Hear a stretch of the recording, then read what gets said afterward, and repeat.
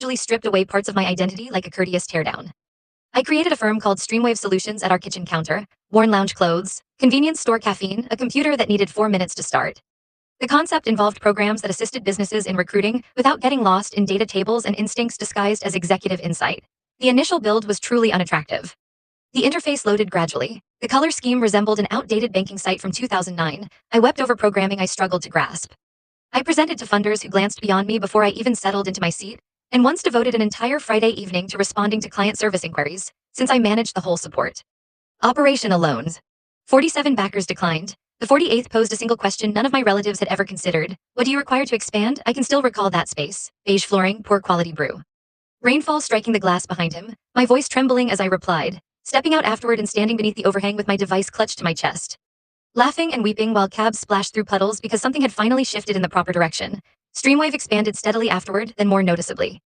By the evening, Dominic Laurent occupied my mother's table. My organization employed 43 staff members, maintained 3 locations, served over 200 business customers, and was engaged in purchase conversations with Apex Capital partners that had lasted 5 months and estimated our worth between $40 and $60 million. My relatives remained unaware of any of this. Mateo knew fragments. He knew I stayed late at work. He knew I handled client discussions. He knew I maintained a company account and consulted a lawyer named Evelyn who contacted me more frequently than most companions. He never pressed for additional details.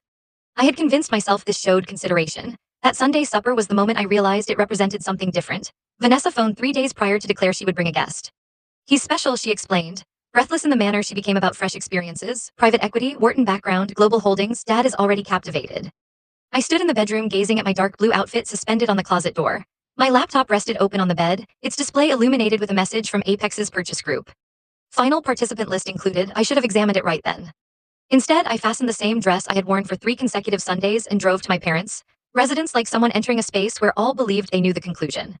My mother answered the door before we could knock. Pearls, significant pearls. Her gaze performed its usual inspection before her smile appeared.